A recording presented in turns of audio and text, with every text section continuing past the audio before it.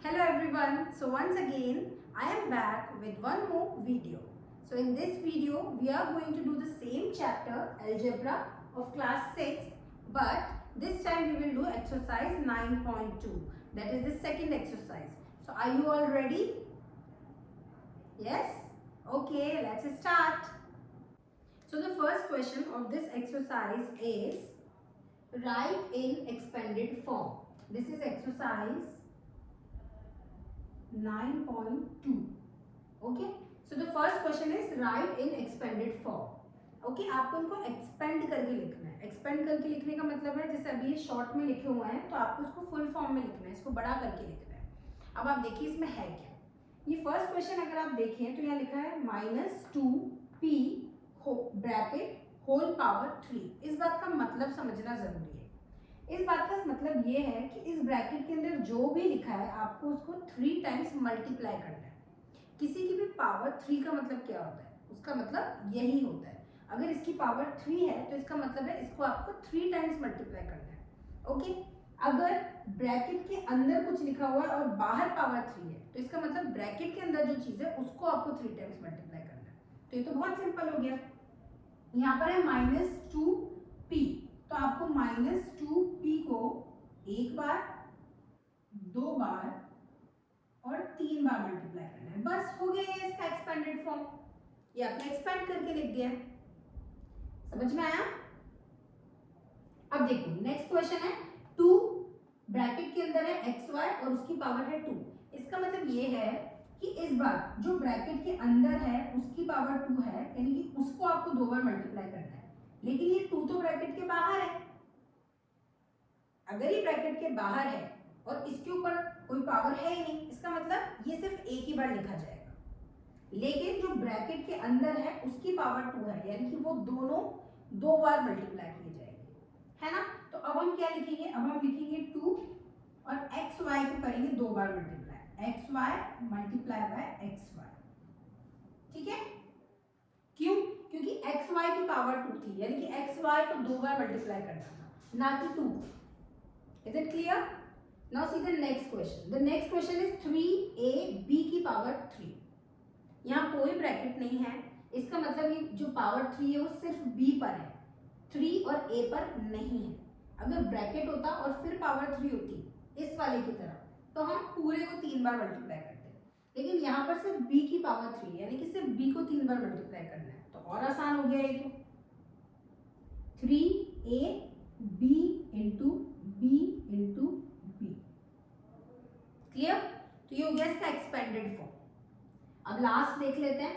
यहाँ पर भी -4 है, a की पावर 2 है, b की पावर 3 है, यानी कि 4 पे तो कोई पावर है ही नहीं, सिर्फ a पे है और b पे है. तो जितनी पावर है उतनी बार हम उसको मल्टीप्लाई कर लेंगे.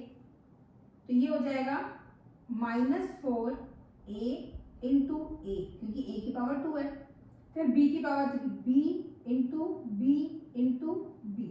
ये हो गया हमारा आंसर. तो है ना simple. Now let's see the second question. So the second question is right in the exponential form. अब एक्सपोनेंशियल फॉर्म क्या होती है, अगर आप ये समझ जाएंगे तो ये क्वेश्चन बहुत इजी है. एक्सपोनेंशियल फॉर्म का मतलब होता है उसको पावर में लिखना है. पावर का ही दूसरा नाम एक्सपोनेंट भी होता है ना. तो एक्सपोनेंशियल फॉर्म मतलब आपको इनको पावर्स में लिखना है. अभी आपने एक्सपेंड किया था, अब आपको शॉर्ट फॉर्म में लिखना है. क्लियर? अगर आपको ये बात पहले ही पता होती कि एक्सपोनेंशियल फॉर्म का मतलब इसको शॉर्ट फॉर्म में लिखना है तो कितना आसान हो जाता ना क्वेश्चन.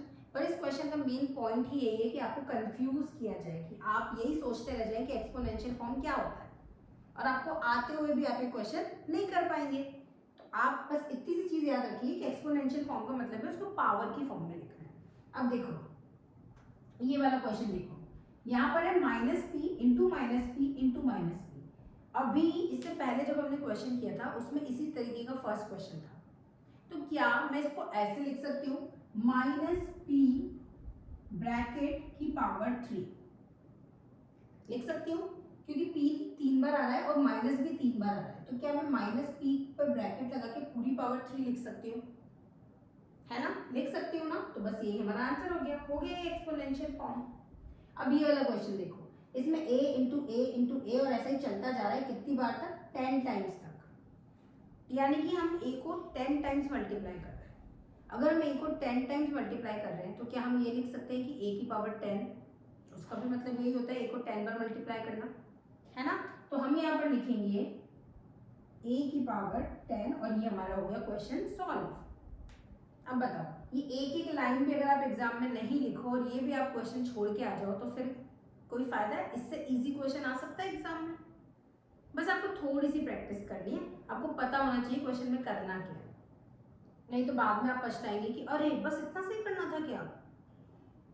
अब ये देखो माइनस y मतलब -2y into -2y into -2y into -2y into -2y, तो कितनी बार मल्टीप्लाई हो रही है?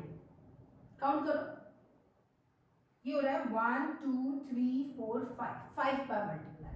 तो मैं इसको सिंपली ऐसे लिख देती हूँ -2y ब्रैकेट पूरी पावर 5 होल पावर 5, मतलब ये पूरा की पूरा कितनी बार हम मल्टीप्लाई करेंगे? 5 बार, वही हो रहा है ना। अब नेक्स्ट क्वेश्चन देखो, इस नेक्स्ट क्वेश्चन में 7 सिर्फ एक बार है तो 7 लिख दो। x कितनी बार है? 1 2 3 बार, तो x की पावर क्या लिख दो? 3। y कितनी बार है? 2 बार, तो y की पावर 2। z कितनी बार है? 3 बार, तो z की पावर 3। हो गया क्वेश्चन सॉल्व। आया समझ में?